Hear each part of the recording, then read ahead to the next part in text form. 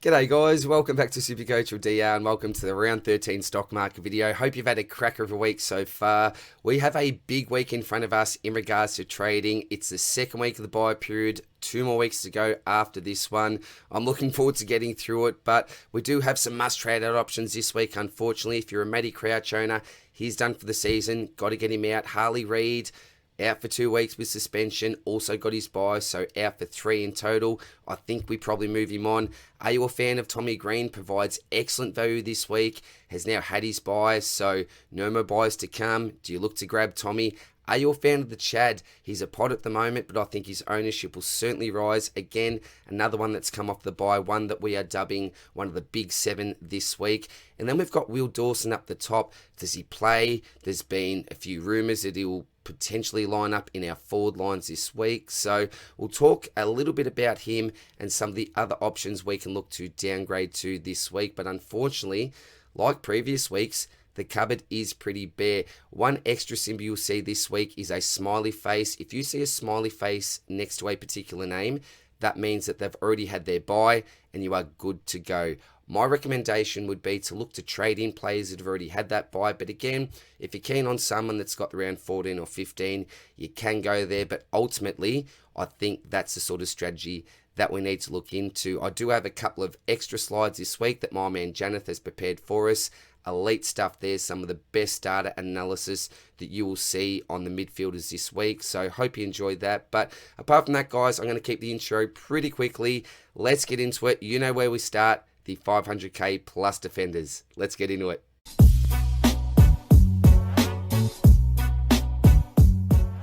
Now, I'm going to skip through the defensive slides pretty quickly this week because there aren't a lot of relevant primos coming off their buy. You've got the Shees and the Lizard. They're really the only ones on this list. I've got more confidence in the Shees now, but I'd still much prefer to see him playing down back. He's becoming more comfortable in that midfield role, though, having some decent impact, but most of us have him anyway. The Lizard is a pod who has some nice things going for him. He's upped his kick-in rate in the last 3 weeks. 21 kick-ins, averaging 7 a game. Now seems like the most consistent preferred option to take them. Bonus points in the bank there if that continues, but his kicking count last game was a season high. Not sure if he can replicate that. I see him as probably a tier 3 defender, tier 1 being your Ryan, tier 2 maybe a Houston, and then you've got your tier 3 being your Lizards. If all things go well, then you're up on the competition. But if he goes quiet, it will set you back as he's a major pod, particularly in the top 1 to 5%.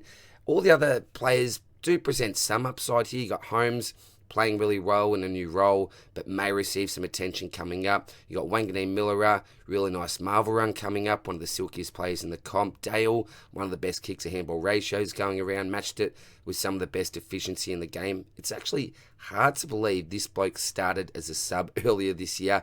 Crispy, he's been a great pod. DPP status for those who went there. You still can if you're right for round 15. My brother Janath traded in Gov last week, and he recovered to post a decent score after a slow start. Not the ceiling type score owners were hoping for, but he's the type of player who can put points on the board pretty quickly. However, durability, always going to be a concern for me, but top 4 potential for average behind your Dacos and your Ryans. Jordan Clark is probably the player that actually interests me the most on this list. Spills and I had a deep dive into him on the weekend when we were watching the game, so we'll go into great detail with Clark after his bye. And the main talking point on this slide is probably the Riddler, a man who has burnt me twice before.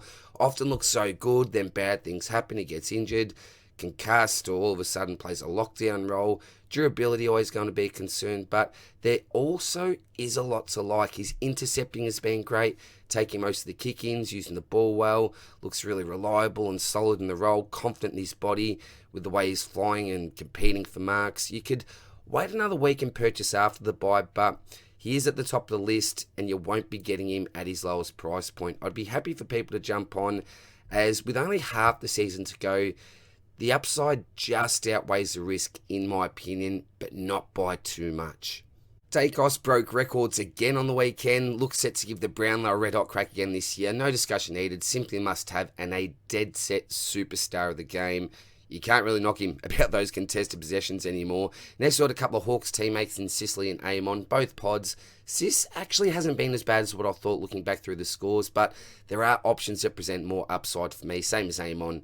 a real lone wolf there. Ryan has a bye along with Houston, two very popular selections that will be sadly missed this week. Our boy from the Swordplay Potty, Nicky Martin. Well, he had a moment to forget running into an open goal on the weekend. I won't bring that up, but I suppose I already have. So, sorry, Nicky baby. Dominant in the first quarter in particular with over 10 touches, but then faded in and out. Ridley has hurt him for sure, but the only green light this week is the fact the Red Dog is out, which may give Nicky boy a bit more of a slice of the pie as a trade-in option, though. I'd probably be looking elsewhere at this stage. Still a hold as an owner, though. And Elliot Yeo, he'll be a bargain for potential after his bye, but are we really willing to go there after his latest groin issue?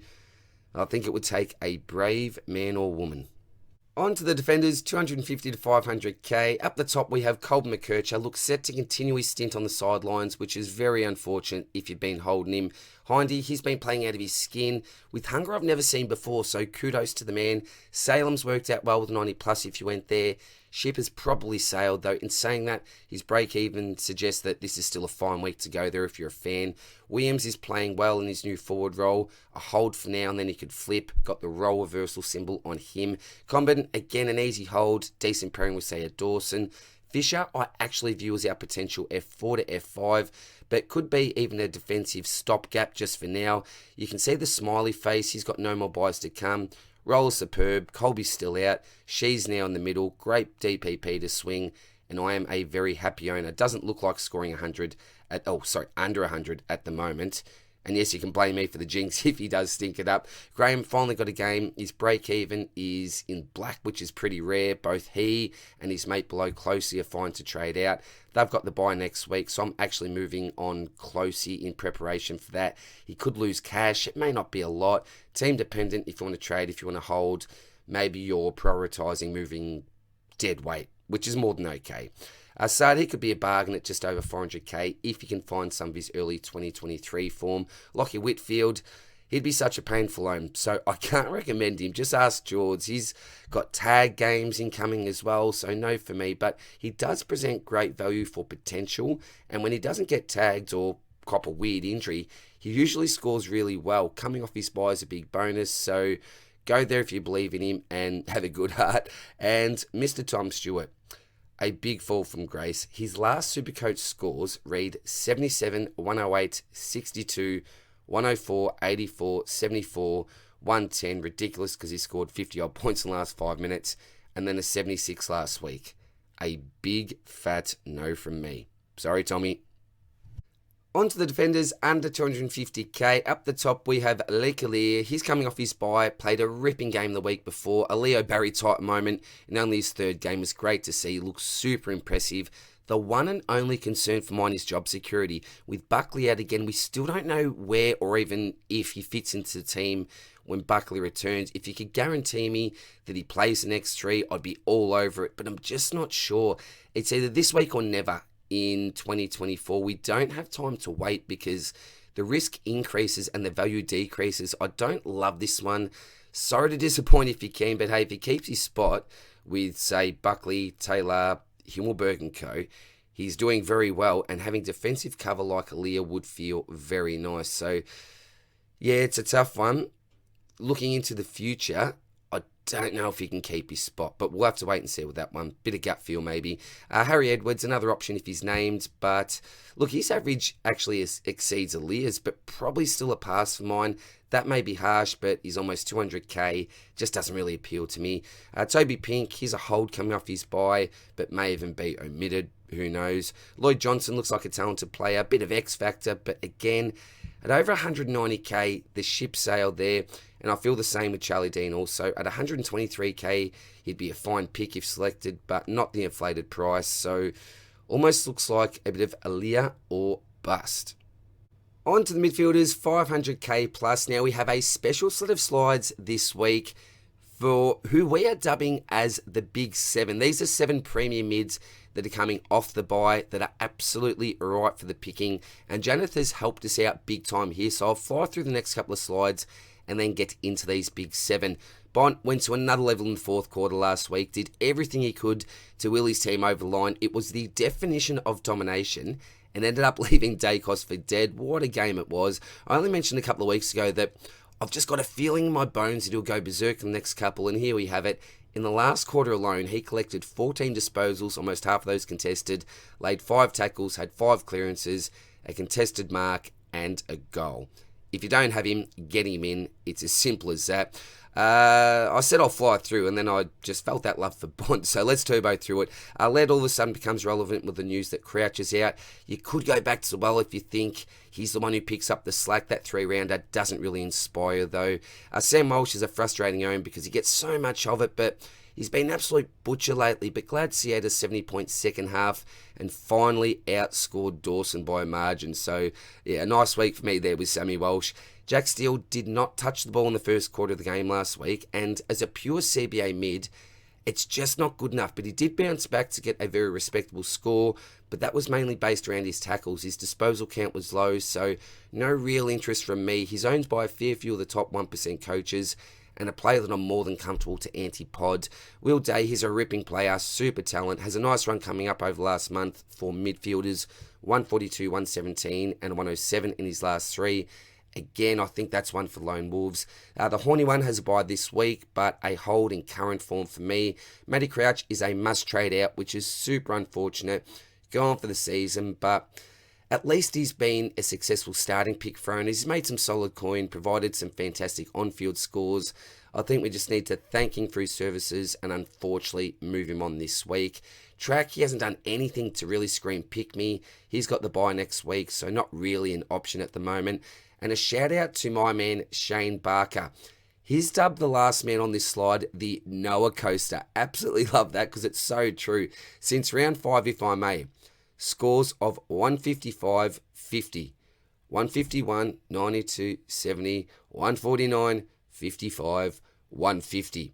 A very low floor, but a massive ceiling. The definition of that roller coaster, the good, the bad, the ugly here, does play the Saints, Dockers, Pies, and North in his next 4. So if the roller coaster's going up, Noah could be a very juicy pod. Zeret, he's been very underwhelming, had a quiet last quarter, didn't even reach 100 last week. Now, this week, it's extremely likely that he'll cop the Chincotta tag, and I'm expecting another sub-ton, to be honest. One old look at after his bye. No use going there this week. Rarely we can take a look at this week. Maybe purchase after round 15 if he floats your boat. Took, I'm not even going to talk about because I had a rant about this in the Swordplay potty. 50-odd points in the last 5 minutes from a soft 50, a walk-in goal was such a lucky bonus for owners. I was left spewing, losing a league match by a couple of points. Pretty highly owned, so a low score would have been really nice for non-owners, but even owners may be slightly concerned because this was looking like a sub 70. And the concerns keep rolling here with Clary. A few are looking to trade him out, and I can see why. Not passing eye test all of a sudden, and preferably a luxury M9 loop. Some may have a lot more faith and predict him to average 100, even at a real stretch, 115 from here. But I think if we can get away with, say, a 105 to 107, we're doing pretty well. I hope things turn around, and I'm sitting here thinking, do I, don't I? You know, in a month, we could be saying, wow, what are we doing, trading him out? Or else we could be on the other side of the coin saying, I'm glad I had the guts to do it. I didn't get a great feel, and I'm glad I moved him on. So it's really, really tough. Look, he's certainly not up there with the Bonts, the Sarong types. It's very hard to give advice on what to do here, because I think there's a lot of gut feel to this decision. On to the next concern, Jordan Dawson. I don't know how much we take out of last week's game, knowing that he was playing with that foot injury, but he has been cleared to play this week, but may spend a little bit more time forward, and that was obviously hampering him last week. A definite worry, but hopefully he's over the worst of it. Adam Treloar is a Supercoach jet, but those hammies will also concern me. Sarong and Butters, the two open mids, both have the bye this week, and in a couple of weeks, Sarong in particular will present fantastic value. And that's it for this slide. So let's now go to the big 7 for this week. Now, I need to give a huge shout out to my brother Janath for putting these slides together. We've got this one, then a following one, which we'll take a look at in a sec. As I mentioned, the big 7, you've got Zorko there, who is a forward, so maybe you could call this the big 6 midfielders. But the great thing about all the blokes on this list is the fact that they have already had their bye.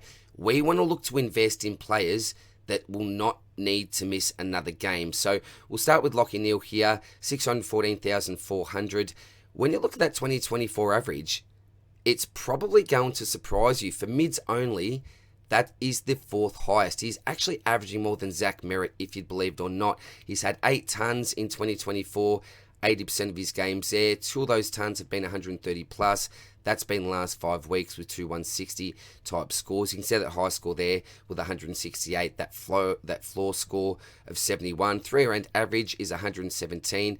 Janath has even gone to the dollar per point average here. You can obviously see some things are in green, some are in red. Green, obviously the best. Red, the worst case there. So Lachie's 2 things in green are his 2024 average and his 2024 ton count. We've got the ownership, top 1% overall. Again, take this with a grain of salt at the moment because this is pre-movement this week. That ownership is going to absolutely spike in the top 1%. When I say spike, I don't think it's going through the roof because we've got a lot of other options here, but I think he will be a pretty popular pick. Supercoach finals fixture, GWS at the Gabba, Collingwood at the MCG, and Essendon at the Gabba.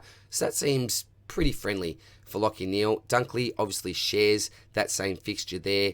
133 as his break-even, so you're not getting a great value there, are you? With Lachie, you're getting 83 for his break-even. 112.5 for a 2024 average. That's 5 points under Lachie Neale, so Neale certainly had the more solid season to date, but Dunkley has had 7 tons, high score of 163, and the good thing with Dunkley is look at that floor. We have the green floor here. Out of the big 7, Dunkley is the man with the highest floor. 3-rounder isn't anything fantastic with a 101, 5.2% ownership in the top 1%, which is only second behind Dane Zorko. He's really a forward, and Tom Green, who many of us started. Zorko, I don't really need to go over too much. There are a couple of red things here, which is a low score and the dollar per point average, but he's an absolute must-have in the forward line, so don't really count him as a midfielder. The hot man at the moment is the Chad. Mr. Chad Warner, look at that break-even, very much in the green with a 35. Massive ceiling, the biggest one here to date, 172 for his high score. And look at that 3-rounder, 138.3.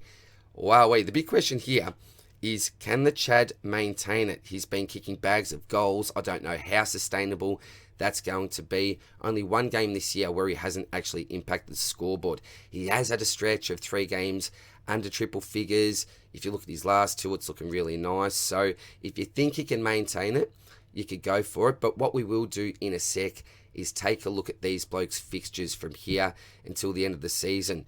That will actually see some more green for our next man, LDU. 3 things in the red, which may put you off straight away. It's that 2024 average, under 105. Only 1 score above 130, so we're not getting any captaincy scores here. A little bit frustrating there. That was at 152, which we've just seen recently. The 3-rounder is actually 126, so not too shabby whatsoever. And then we see West Coast, the Bulldogs, and the Hawks coming up for his Supercoach finals fixture. I could see LDU going very, very well there. Tommy Green is obviously a value option, been an extremely frustrating own so far this season. We've seen the big, then we've seen the ugly. If you look at those scores above 130, he's got the most out of any option here. 4 of those scores, with that high score being 159. The low score is a 72. We are excluding that 5 there. His 3-round average is certainly in the red, but if you look at that dollar per point average, absolutely the best on this list. So that could sway you Tom Green's way. And you got Errol Goulden there, again, 2 reds. That's a 2024 average, exactly the same there as LDU, 2 Ps in the pod there. But then we've got the 2024 tons, only the 5. We know what Errol's ceiling's like. That is absolutely massive. This year it's been 149, but think back even to that preseason game where he may have sucked a few people in. He has massive, massive potential. Got that wing roll, which we may not be the massive fan of. So out of all the options on this list, you've got your cheaper types, which you could potentially afford to grab if you've already got some, well, I'd say probably 5 of the real uber elites there. But if you're already running, say, an Oliver, another speculative type pick there, then I'd be going for your Lachie Neale types, that solid bloke with the history. Now let's look at the fixtures for these blokes from now until the end of the season. And Janath, again, has done such a fantastic job here. He's looked at difficulty of matchup. So you can see Neale and Dunkley, along with Zorko, obviously share the same fixture, but it's a little bit different with Zorko because his role is obviously that designated kicker. You can look at the position team there. We've got Neale and Dunkley's inside midfielders, Zorko's a designated kicker, Warner inside, LDU inside, same as Tom Green, and then you got Errol, as we mentioned, with that wing role before. With Neale and Dunkley, in regards to inside mids, they play Sydney and GWS in rounds 19, 22, 17th and 18th easiest, so that's not great. In between, though, they do play the Gold Coast, which are the third easiest matchup for them. Zorko's got 3 in the green there, which is really nice. Does play St Kilda twice. Very, very good there, particularly for a defender. And then Collingwood at the MCG in round 23. So from rounds 21 to 24, that could be looking really, really nice for Zorks there because he plays the Saints, Collingwood away, and then he's got a couple of games at the Gabba against GWS and Essendon. That could turn out pretty well for him. You look at the Chad here. It's actually not fantastic, is it? So 1 in the green. That's Geelong coming up this week. He is going to go absolutely bananas. I've got a feeling about this. But then a couple of red ones coming up after that. Nothing fantastic there. However, have a look at LDU. So Gold Coast at Marvel. We're looking around 17 here. Then 20, 21, Geelong and Richmond. Wow, wait. This man could go nuts. The issue is, do you trust him? We're looking at round 17 there. How's he travel over the next 4? Well, in my opinion, it should still be pretty good because it's West Coast, Collingwood, Melbourne, and then the Dogs. So I do like that about LDU. Probably the best fixture in regards to matchups from here until the end of the season. Green's got a couple of green, couple of red there. And then Errol also has 3 green. You'll notice that the greens are different, again, to Trad Warner because we're talking wing roll as compared to an inside mid roll. So he's got Adelaide, who are the 3rd easiest.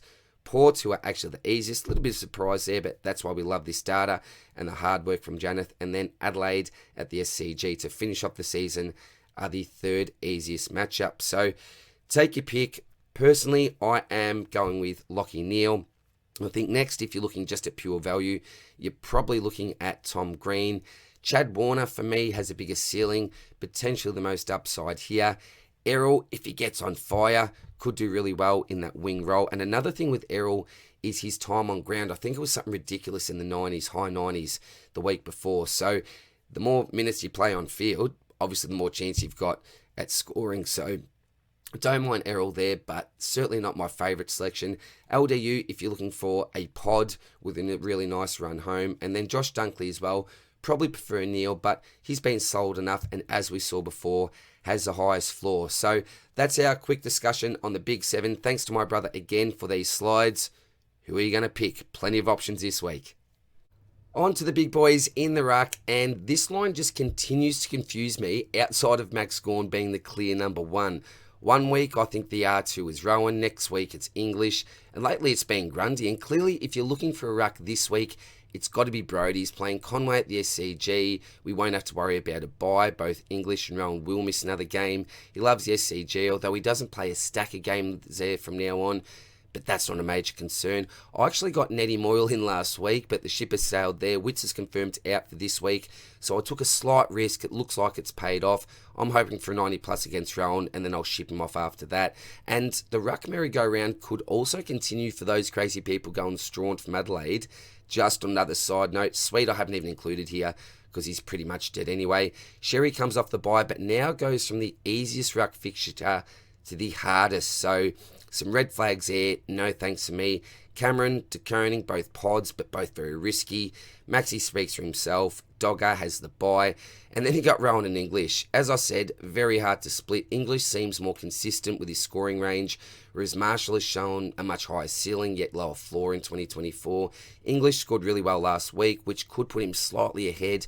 But who knows what happens this week and the next. They both share the same bye, which is round 15. So ideally, if you select one, it could be in round 16, but that may be too late, and you may just prefer to get the upgrade done. I wish you all the best of luck with deciding who will come out on top, because if I knew the answer, one of them would probably be my R2 already. On to the forwards, 500k plus. Now, before I get to more, Flanders, Zorko and Heaney are must-haves. It's as simple as that. Both Zorks and Heaney don't face another buy, so both looking fine to bring in. And Flanders you could target in, say, round 15 if you want to wait. But I think if you want a competitive forward line, it's got to start with these three. Waterman, he's been great for his few owners, but I'm calling it now that he'll start to go down the drain. I've just got a feeling about it. And now let's talk about Dylan Moore.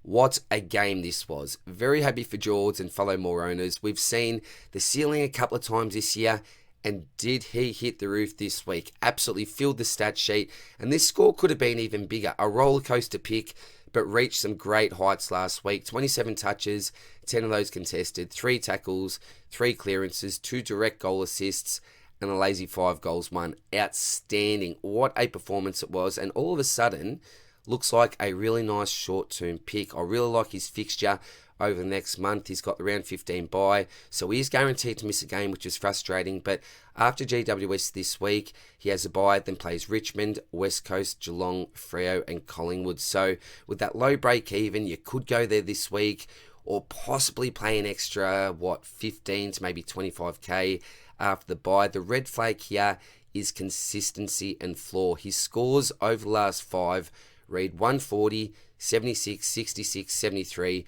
and 169. So some really nice bookends there. And at the end of the day, it does average out to be a 5-rounder of 105. So certainly not at the level of the big 3, but likely that tier below. I think you can go there if you want.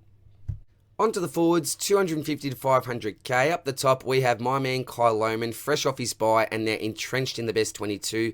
Been a real revelation and really grabbed his opportunity with both hands when it presented itself. Has a bit of swagger, which I like, scores really well in lines, wins.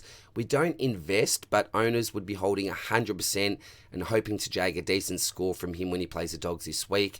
Sanders has been playing well upon his return, but can we trust Bevo? I'd love to say yes, but I just can't. I could see this working out as a forward selection, but too many things need to go right, and at almost 300k, there simply isn't enough value here for me to recommend him and take on that risk. The Tomahawk delivered a decent score for his price last week, but we wanted a real big ceiling game, not just a good one. A decent pod if you look back 5 years, but one you could seriously go if you're really desperate for cash. Not for me though. Sexy Alex scored 100 right on the dot this week in another fantastic performance. The obvious play is to hold until Powell comes back, give it 1 week to see what the data looks like when Powell is inserted into the team again, and then make a decision based off that. I've got the potential keeper status there as a forward option, not a defensive option in the notes, because realistically, if he carries his 3-rounder, its next few weeks, performs well with Powell, that's more than enough for him to hold that F6 spot down. I'll be holding over the bye for sure, and that DPP status will be really handy during the second half of the season when we have limited to no trades. Caleb Daniel, he's plummeted to below 290k, so if he gets back into the side, a potential option, but no way at the moment. Ollie Dempsey played a ripper last week, was a great hold in the end, so well done if you went there. Owners were hedging their bets on the fixture here. Well played if you did for that reason, because he scored his best score for the year, 122 points against the Tigers, and it was actually his first ton. 27 touches, 3 snags, was a lovely night for Ollie, and you've probably got the option to hold again. The decision is yours with Ollie. 5 year has a bye, but I cannot tell you how good it was to see him back at that 100 plus mark again as an owner after some really subpar performances. And Tommy Powell really hit back. Well, when I say really hit back, not really hit back. He's hit back in some sorts, nothing fantastic, but on the improve in the last 3. Available at a touch over 400k, coming off the bye, has DPP status. So a few things to note, but I wouldn't go there. I just don't see enough upside here. In a midfield role, he does have a nice fixture on the run home that we saw with LDU. So consider if you like, but I've been there and I don't really have too much of a reason to go back. Shea Bolton, he's back from his concussion protocols and at a pretty cheap price. The ultimate roller coaster, and one I'd still wait on at this stage, but would be a lovely M9 F7 swingman due to that big ceiling. Big offers come from Freo as well, so even though he's contracted, yeah, we'll see how that one goes. Be very interested to see how that one plays out. We've got Mackay and Curnow, the two Carlton keys. I'm potentially looking at one, most preferably Curnow after their bye. After opening the year with 3 consecutive tons, Harry Mackay's only gone 100 plus in one of the last 9 games. He's had 3 serviceable ones though, with a 93, 92 and that 99 last week. Looking forward to seeing him hopefully line up on his brother. We'll see what happens there. Lots of people think they're the same person. Charlie, he's been running cold Supercoach wise. His last 3 scores are 71, 90 and 81. So nothing fantastic, but does have a big ceiling and is capable of punching out scores in 170 range. So both a watch for now, but not really screaming pick me by any stretch of the imagination. Baker, he's also on Freo's radar, I believe, but he finally punched out a 100 plus score for his owners like JD, which is really nice and deserved, but still hard to trust for mine. And goes through cold and hot patches. If last week helped him to maybe turn the corner, it could be a fun pick to own during a 3-round fire average, for example.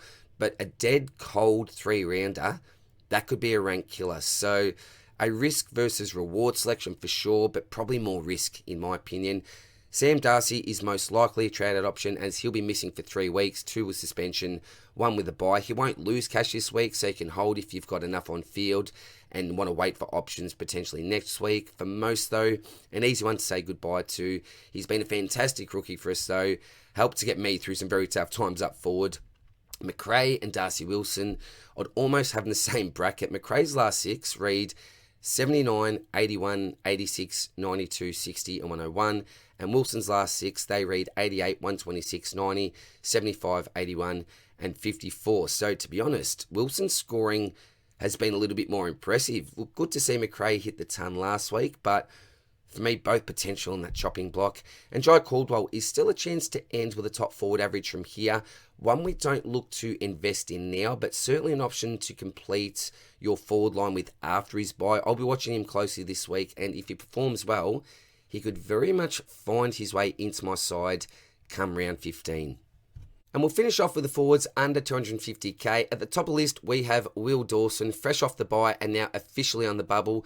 Due to his DPP status, people are actually looking to trade him in, even if he doesn't play as a loop to swing with, say, your Fisher, your Sexton types.